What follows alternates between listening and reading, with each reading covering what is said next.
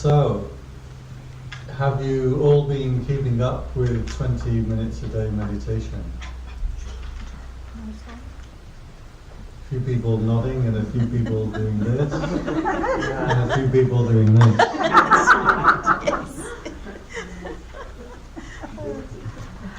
Okay, this is week number 3 and of 5 weeks. So I'm here in Sydney just for this 5 weeks.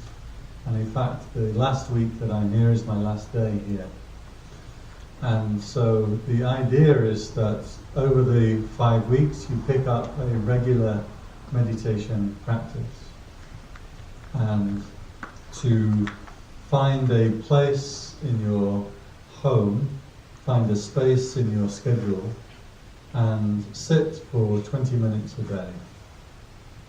Most important thing is to keep up a regular practice. Meditation is not something that you will learn from me or from anybody else. It's something that you learn by doing it. Just like learning the guitar, the violin or something, you really just have to pick up the guitar and start playing. Somebody can point out to you where the chords are and get you started.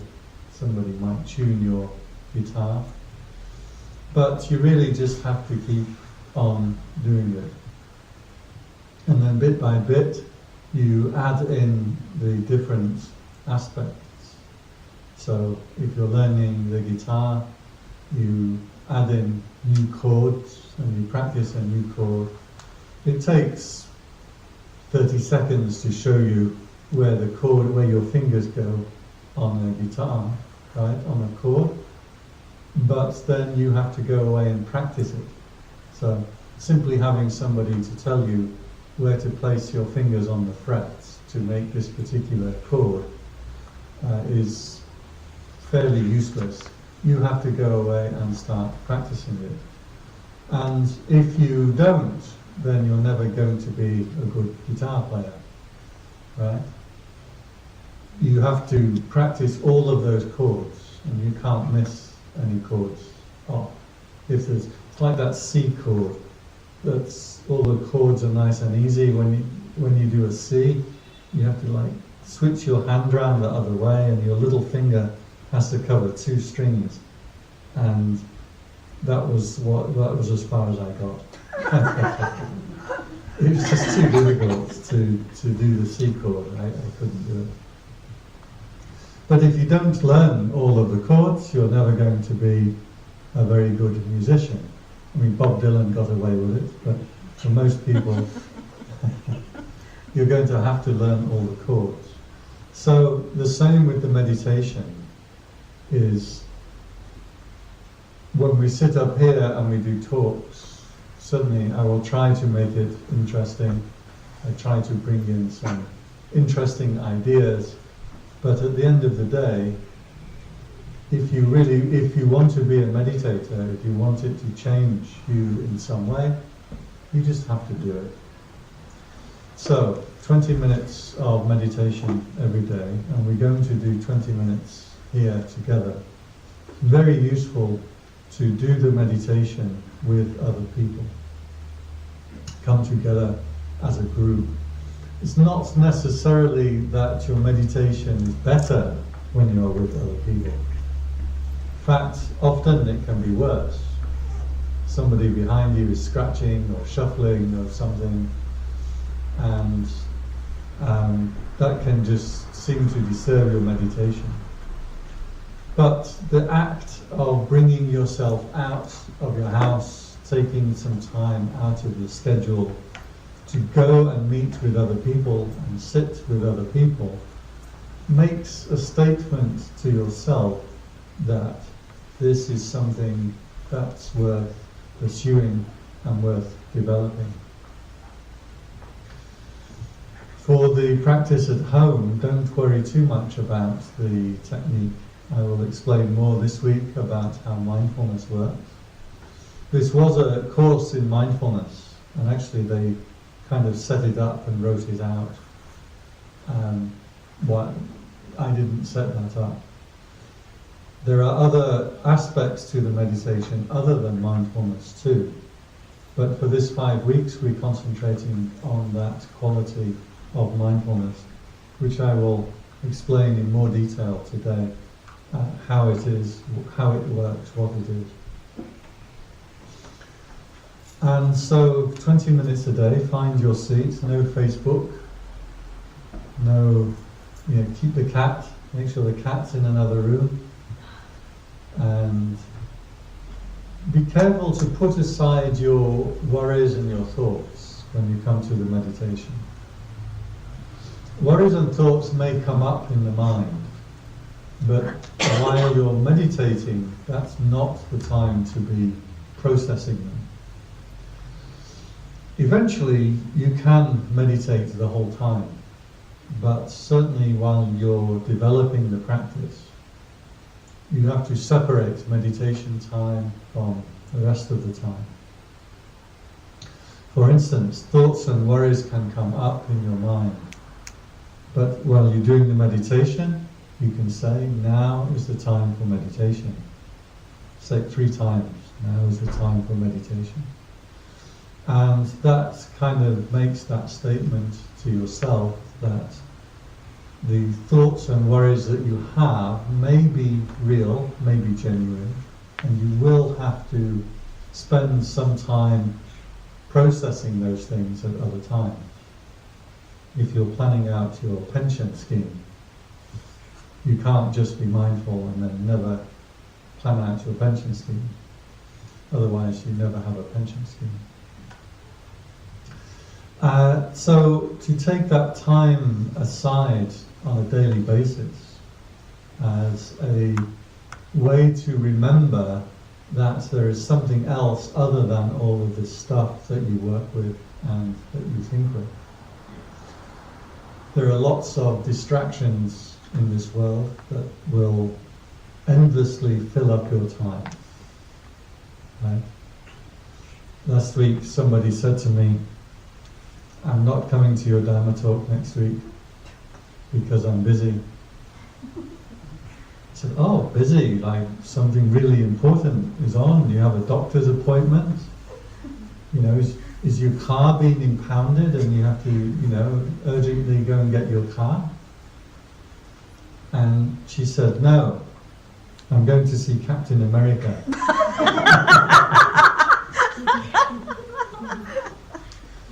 Come on, what's important? The path of perfect, total spiritual enlightenment and the transcendence of all suffering, or Captain America? And she said, but it's in 3D. I'm in 3D too.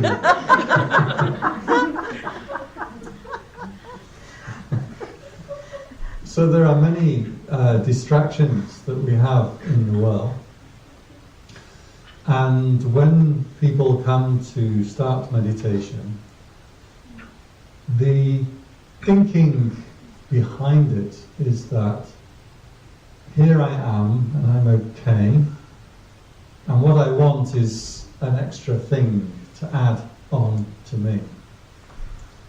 So people feel a little restless in their life, or maybe unfulfilled, or a little bored, and so they pick up a hobby and they go and learn something. So you can go and learn welding, for example, or you can join a book club. You should do that here. I should have a book club here. We're going to have a book club. You're going to have a book club, you see. And that way you can add a skill into your repertoire of skills. You can add a little arrow to your string to your bow. Should be an arrow to your bow, shouldn't it really? I always thought that.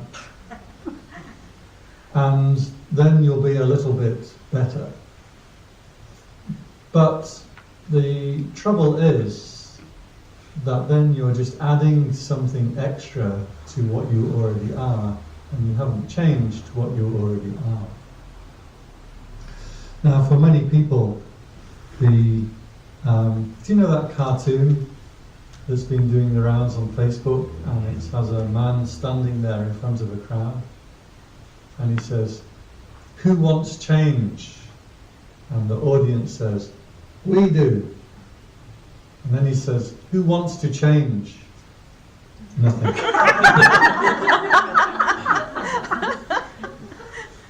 And this is really true, right? This is really true. You have this feeling that things aren't quite good enough. Something's wrong somewhere.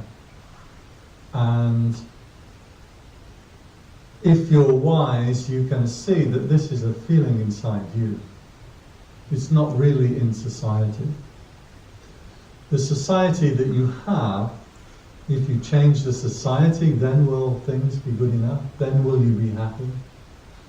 If you can get the 4th Australian Prime Minister in 3 years, will that person solve the problems of Australia and then you will be happy? Is that likely to happen? Has it ever happened in a society anywhere? Not really. So there are different, working in society is okay. There are good things that you can do in society. There are good charities that you can get involved with, and these are very rewarding and well worth doing. But you never get to that point where everything is solved. There is always still some problem. For us in this society, you have a very good society here. And it's only when you live in places like Thailand for 20 years that you start to really appreciate the workings of a good society. When I came here, you drivers, when you're driving, you tend to give way to pedestrians. And if I'm going across a zebra crossing, which I try to because I hate those button things, if I'm going across a zebra crossing, cars stop. And first of all, I kept experiencing this, and the car would stop, and I thought he'd misjudged his braking and left a gap by accident, and I'm darting across the road thinking I'll make use of this gap while it's still there. And it took me a few days to realize that actually you're doing that on purpose. You have a well-working society here. I know there's problems, and I know that there's political strife and things going on. How good a society do you need until you get happy, until you're right? We have a curious phenomenon in Western societies, certainly, but in the modern world, that we have enough.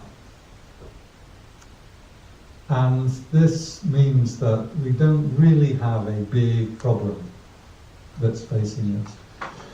And I think it's worth reflecting on this, because when we reflect on something, it gives us an appreciation. In most societies around the world, in most ages around the world, there has been a really big problem. People know what the problem is and what they need to do. My grandparents grew up in World War II, my parents in the rebuilding after World War II, societies with wars and floods, and I was reading about the flu of 1918, killed more people than World War I. I mean, it's just incredible. And people have always had this idea that they know what the problem is. Only when your society gets good enough do you start to get the awakening that there is something inside of yourself that needs to change too. It's not just everybody wants to change outside, but here doesn't need to change. So when there is a big problem, we want a big solution. And to get a big solution, we have the silver bullet. You know the story of the silver bullet. If you have a werewolf, the only way to kill the werewolf is with a silver bullet. So the silver bullet is an emblem for a short, sharp, hard cure that's going to defeat the problem.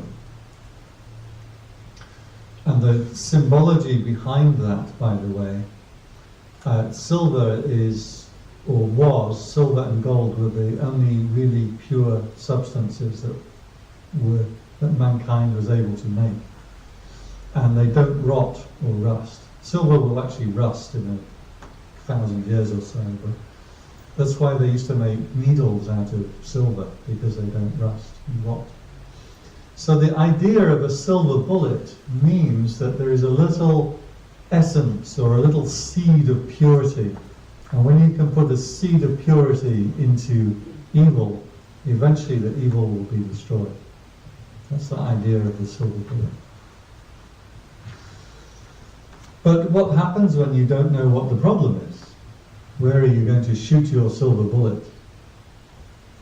And in a modern society, very often we really don't know what's wrong. We have this feeling that something needs to change. We all want change, but we don't know what it is that's wrong. Not facing fire and flood. We're in Thailand right now, military dictatorship.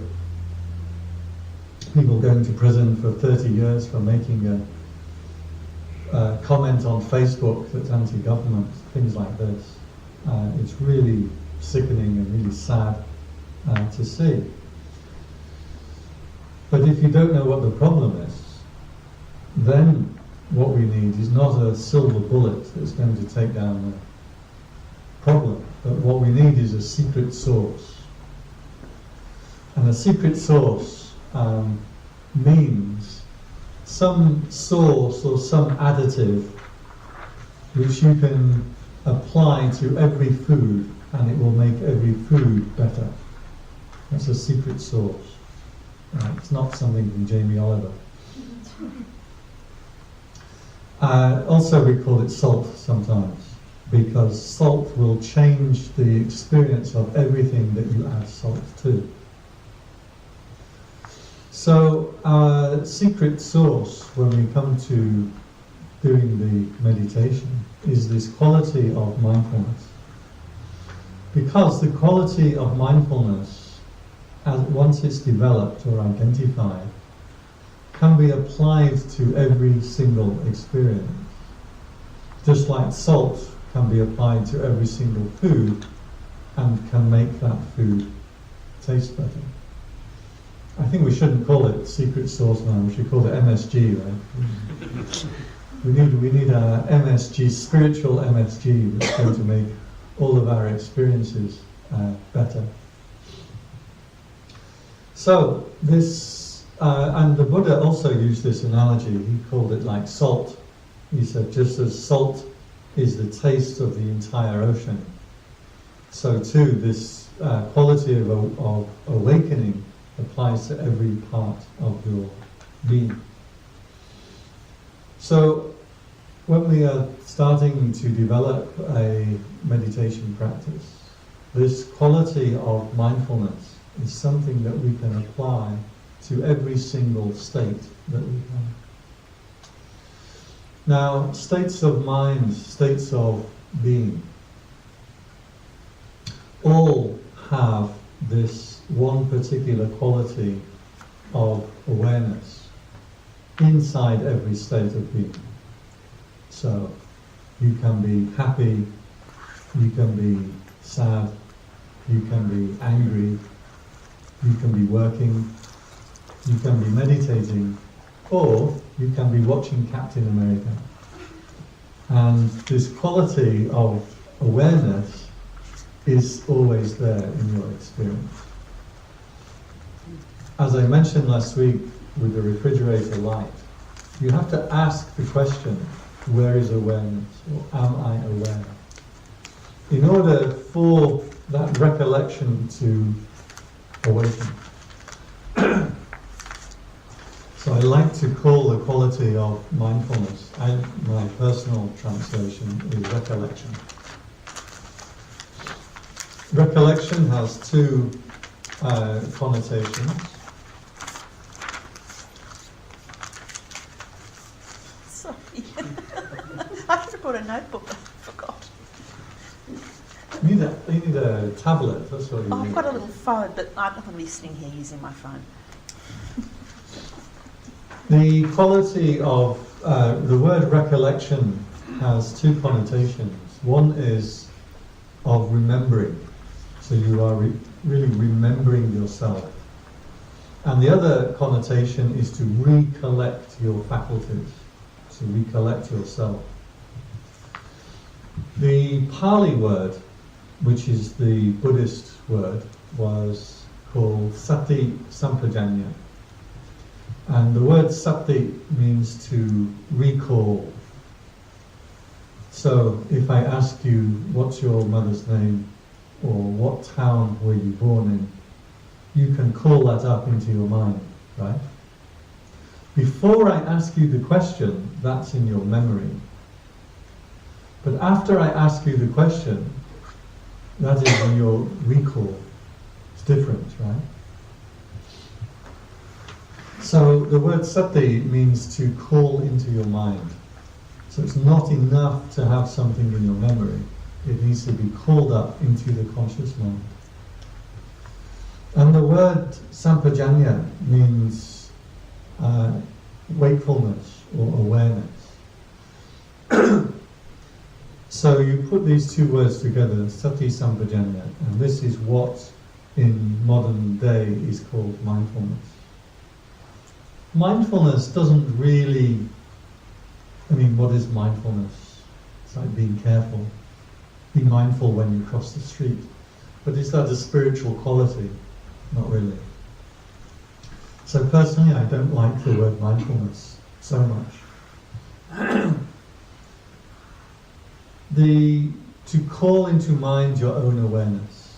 Now, at any experience that you're having, there is always this quality of awareness, and you can call it up. When you call up that quality of awareness, you are recollected. It doesn't seem like much of a tool. You might be coming to Buddhism. When I ordained as a monk, I ordained with these bunch of Russians. And they're all a bit crazy, if I'm honest. And they came to Thailand because they'd heard about enlightenment and they wanted to become a fully enlightened arahant and Buddha and then go back to Russia having transcended all suffering and teach this thing that the communist government had kept out of Russia for the last 80 years of communism. That was their idea. Like I say, they were a bit crazy. And one day, when the Russians talk, they talk like they're about to punch each other's faces in.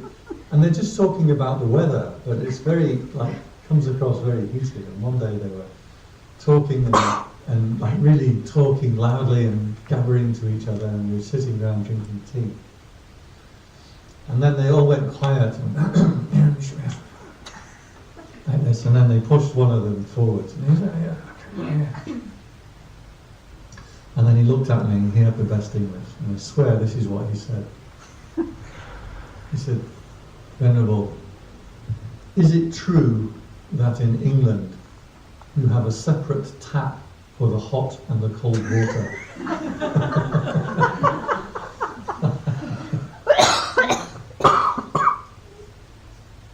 I was like, yes, and he turns around, yes, and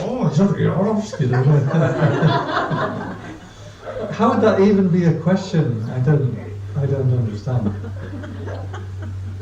So they came over and they wanted to attain this enlightenment and transcend all suffering and go back to Russia and be gurus. And that's what they thought they would be doing. And what you get instead is this very simple quality of recollecting your own awareness.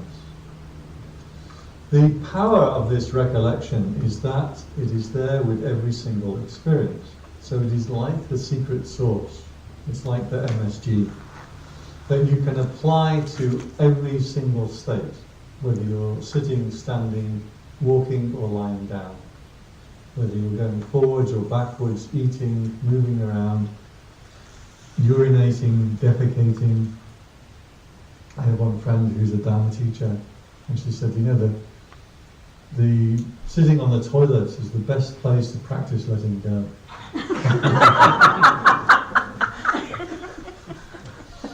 So this quality then we apply to every state, and the beauty of this quality is that you don't need to fix everything.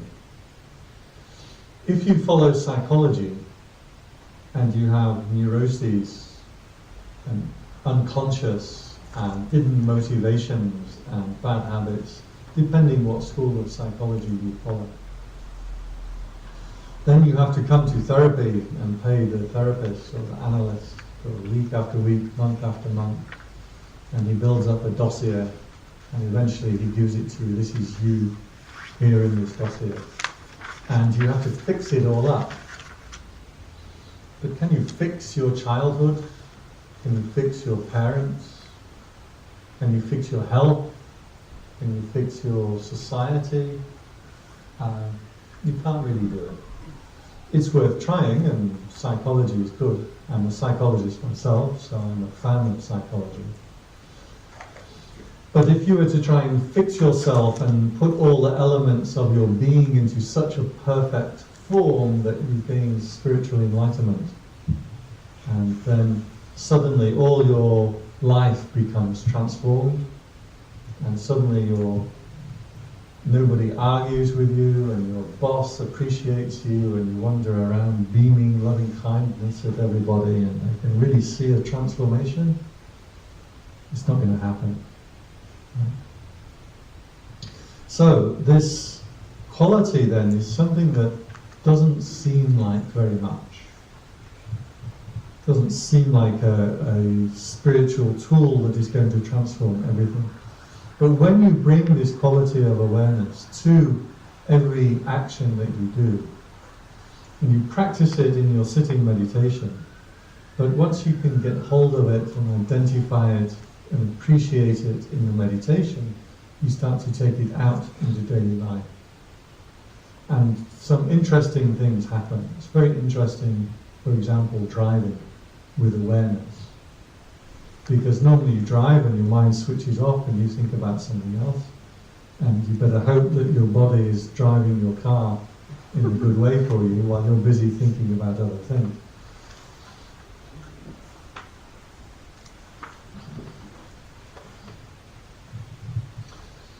And what we experience then is that there are many different sides to your character.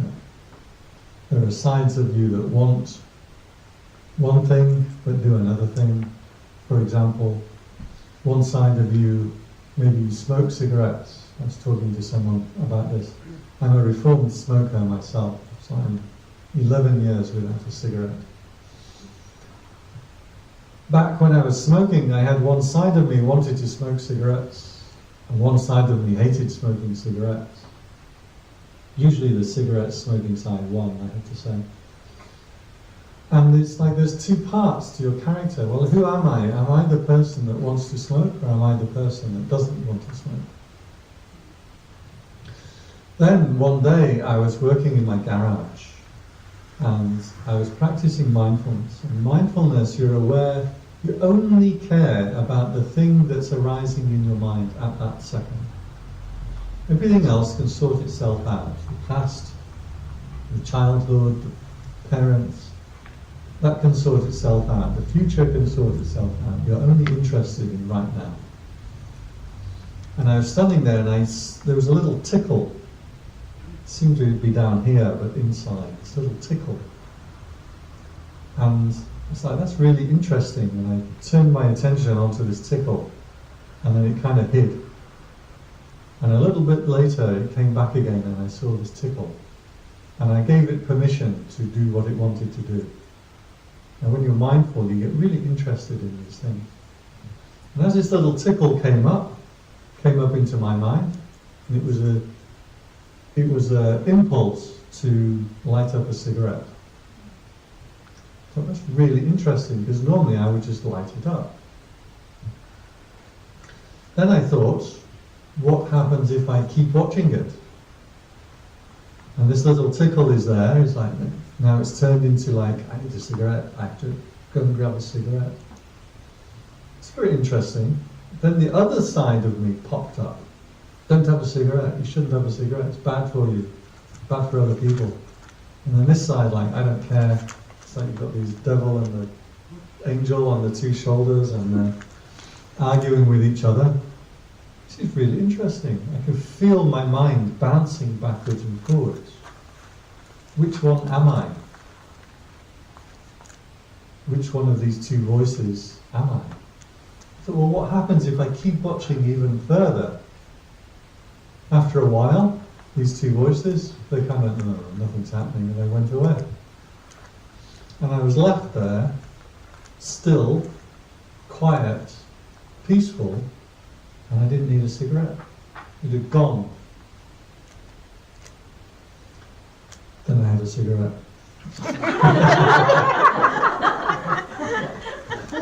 Well, I have to tell you the truth. What was so fascinating in that moment of insight is I'd seen the ending of things. Normally you relate to your life as if it is full of real things. My wife is a real thing, my husband, my car, my job is a real thing. And you have it filed away. You have to relate to things in this way, otherwise you won't get by in the world. You know, your husband comes home and he has a different haircut and a different shirt, and you say, "Get lost, I've never seen you before." I mean, you have to relate to him as being that same person, even though the appearance is different or the interaction is different. So, this is the way the mind works, and it's right, it should work that way. But the trouble is, that way of thinking treats everything as if it's really there the whole time, as if it's part of your baggage or part of your psyche. So I would treat myself as, I have this, I want to smoke cigarettes, and I don't want to smoke cigarettes, as a thing that was two parts of me that are real in my past. And now I'd seen it differently. Now I'd seen it as something, I'm there, I'm working on my car, I'm perfectly happy. There's this silly little tickle that isn't overpowering. And then it blossoms and blooms because I've given it that space, and is impulsing me to go and do something. And then if I keep watching, it disappears. And when I saw it disappear, I realized I don't have part of me that wants to smoke, I don't have part of me that doesn't want to smoke. What I have is a present moment experience. And they're called volitional impulses. It's a little impulse that pushes you into something. And once you've seen the ending of that, I saw it end, and when it ended, I'm there and I'm completely free from it. And once I saw the ending of the desire to smoke, I knew that I could stop smoking. It took a few years after that. But I'd seen through it, and I had this insight that everything that will come into my experience will move from my experience. And this is a very key insight, because it means that you don't have to solve everything. The only thing that you are working with is that experience that is coming up in your consciousness right at that very moment.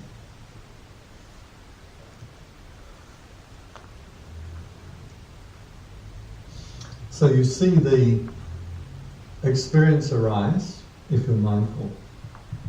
You see it last there, calls for your attention, begs for your attention. It's like a cat trying to get your food. And then if you don't feed it with more thinking, it will disappear.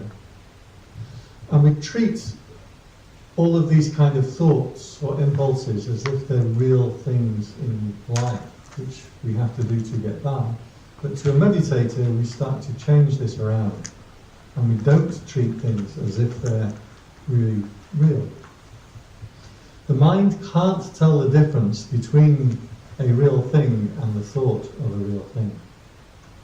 So most of your experience actually is your thoughts of things and not the real things themselves. And your mind doesn't know the difference, thinks of something and doesn't know the difference between that and the real thing. I have an example of the time. In the monks, we have this tradition where we go on, called Tudong, and we go and hang our mosquito net under a tree out somewhere in the forest. And then every morning we take our alms bowl to the village, walk around silently, collect alms food, and then go back and stay in the forest. And most monks have done this, and they usually have some very tough experiences doing this. But it's good, right, once in a while. Go outside your comfort zone and have a tough experience. That's why people climb Mount Everest and things like that. So I went to a hill tribe village, because it's high up and it's cooler up there. And I set my mosquito net up, which is just like a nylon stocking, right, that hangs from an umbrella.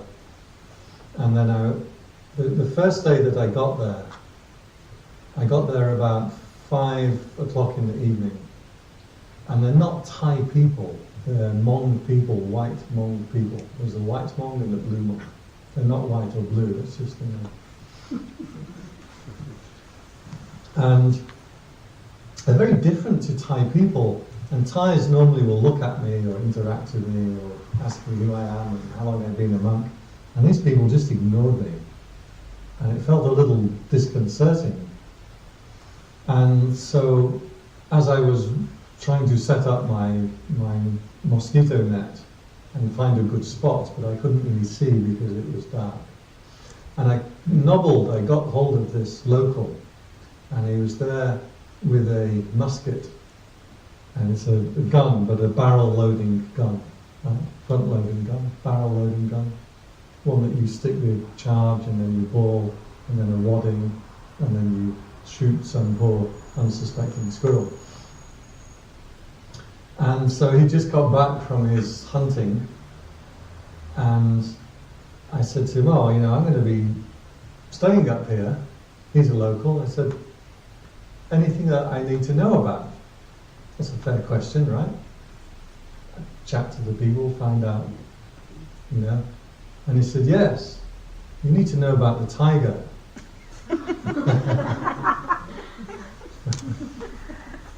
And I'm looking at him, I said, you can't be serious. And he said, oh yeah, now all of the monks have these experiences with wild animals, and it's kind of the thing that you do. The reason you go on these trips is so that you can go outside your comfort zone and experience these things, and I was ready for it. And then he said, the tiger, and I'm like, I'm not ready for it. And he said, yes, there's a female tiger wandering around in this area, but it's not scared of human beings. And what happens, the white Hmong people, they live up high and they farm down low. So they have these tracks going down into the fields, and then they drive back up in the evening. And the tracks are not, very, either four-wheel drive or a motorcycle.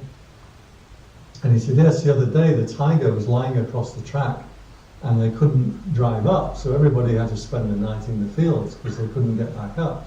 This thing won't move for the truck. And I'm like,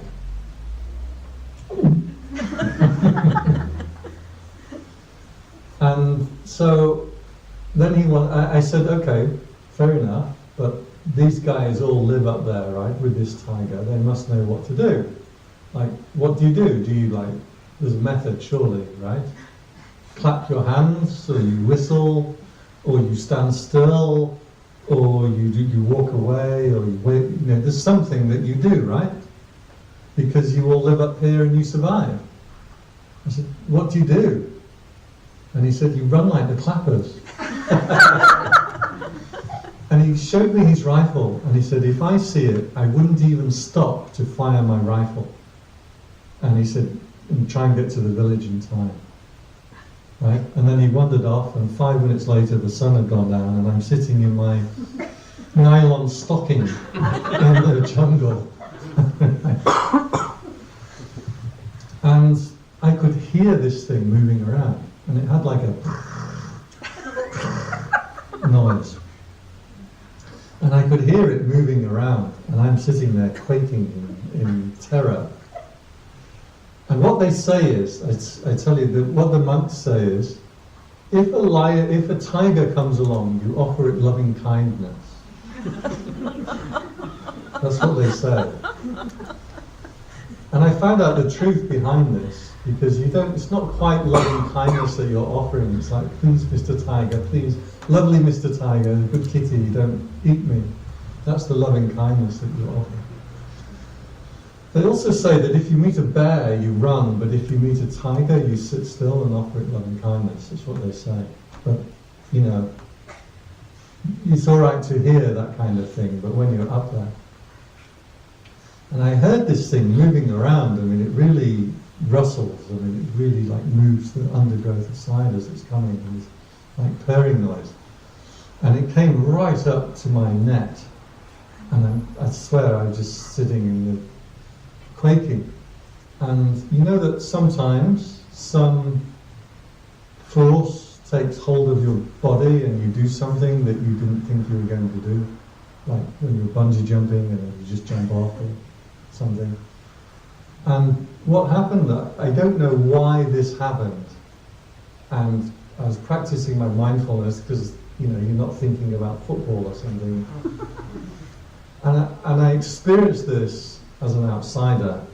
What happened was my hand shot out, grabbed hold of my torch, pointed it at this tiger, and turned the torch on, straight into the yellow, bleak eyes of a little dog.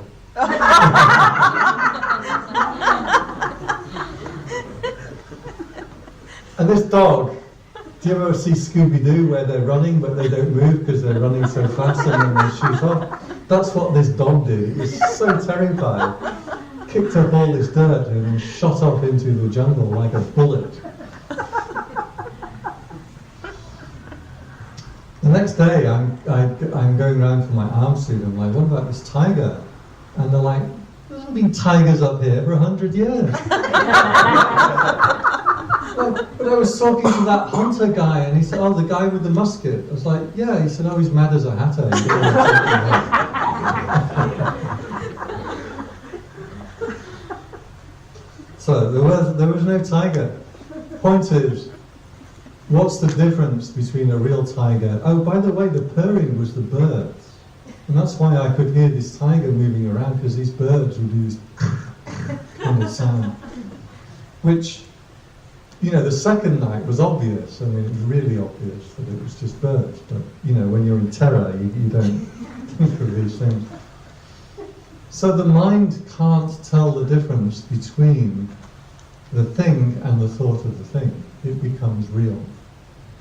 And so when something pops up into your mind and starts to call your attention, it hooks into all those emotional reality that you have given that thing. And we call this re-sentimenting. Sentiment is the feeling behind something, and you re-sentiment that thing. And this is where you get the word resentment. Resentment means to re-sentiment something. But of course resentment is negative. Re-sentimenting can be positive or negative. So when you're doing your meditation, you feel something come up into your mind. When it first comes up, it's not sentimented. It's just a memory. It's just a tickle. It's not very powerful. Only when you start feeding that thing with thoughts does it start to get re-sentimented. And then it starts to get important. And then it starts to really call your attention in. And then it seems really, really real. Some years ago, many years ago, 20 odd years ago, somebody stole £500 off me. And we know who it was. And there's just nothing you can do, right? We searched his room, it wasn't there. Nothing you can do. Every so often this pops up into my mind, right? For whatever reason. And I know when it comes up, if I start to feed that memory, that kind of perception with thoughts, I'm going to re-sentiment it. And then I'm thinking, you know what I should have done? I should have just beaten him. You know, I should have shaken him, I should have got some friends around, we should have threatened him, or maybe I should have stolen some stuff out of his room instead. And like, you know, my boss, he should have at least compensated me a little bit because it was in his business. That was, you know, you can start to get back into it as if it's real. The mind can't tell the difference between just something that's in movement of the imagination and something that's really real. So you catch this process of re-sentimenting something that's just popped up into your head. We call this the gatekeeper. And mindfulness, the first really important quality of mindfulness is that it's a gatekeeper. Now, a gatekeeper, if you think about the old days, you'd have a city with the city walls and a city gate. And the gatekeeper's job is to stay on the gate, on the walls of the city, and let good people in and keep bad people out. In fact, the Thai immigration just made this their logo. They said, good guys in, bad guys out. I have to go back in 2 weeks and find out if I'm a good guy or not. Now, the gatekeeper doesn't have to worry about what goes on in the city. He's not the king. He's not the administrator or the minister. He doesn't organize tax and trade and building. It's not his problem. He doesn't worry about where these good and bad people come from. He doesn't have to go out chasing bad people and shooting them down and attacking them. He just stays on that gate. That's his only job. These days you might probably not so much a gatekeeper and more of a bouncer. Right? Do you call them bouncers here? Or doormen, I guess you could call.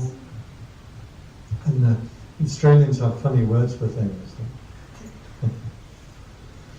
And so what happens when somebody tries to get into a nightclub and the bouncer says no?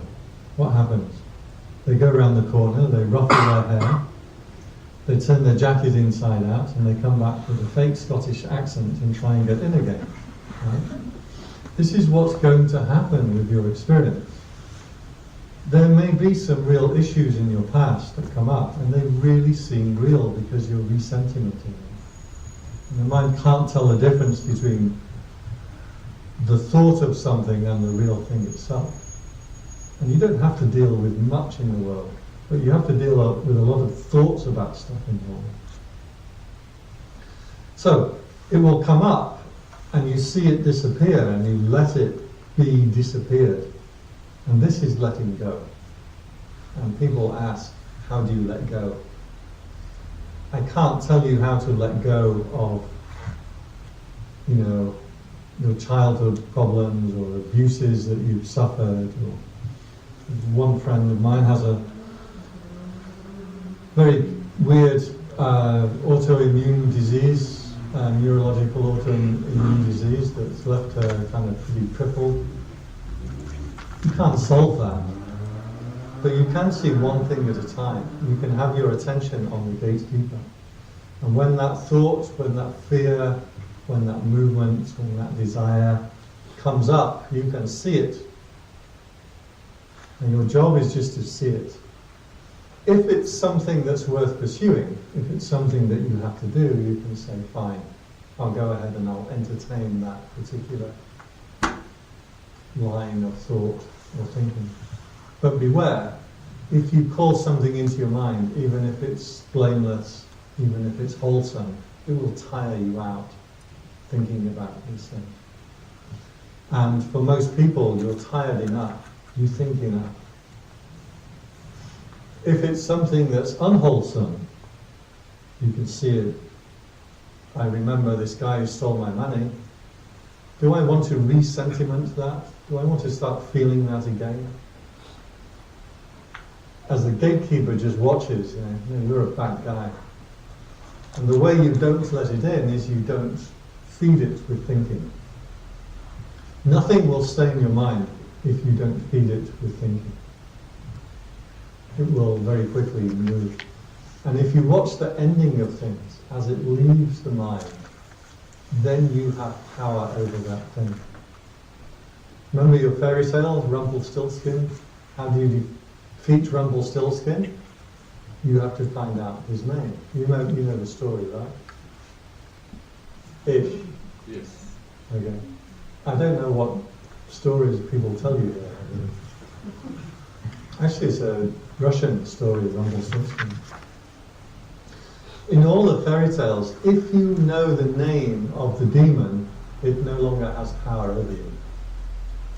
And the meaning behind that is when you can see something for what it really is, as it's coming up, comes out of nowhere, calls for your attention, calls for this re-sentimenting process. If you know its name, it's not going to get through the door. You're not going to feed it with more thinking. So you wait then, and if you are mindful, you keep remembering yourself. What you do is you feel these experiences disappearing just as much as you feel them arising. When you see them disappearing, you've got their name. You know where they're going. So, the process that we do is, this is called the gatekeeper, and the gatekeeper is only watching what's happening right here and right now. So this is the secret source, because, or the salt, because this applies to every single state of mind that you can have. And as you apply this wakefulness, this recollection, then your relationships to things will start to change. You will quite naturally not allow in destructive or unwholesome tendencies, because you see where they lead you and you have a choice. On that gate you have a choice. Once they're in, to get them out you're going to have to marshal your resources and get them and turf them out. When they're outside you'd have to go out and attack them and find them, but on the gate you don't need to do very much.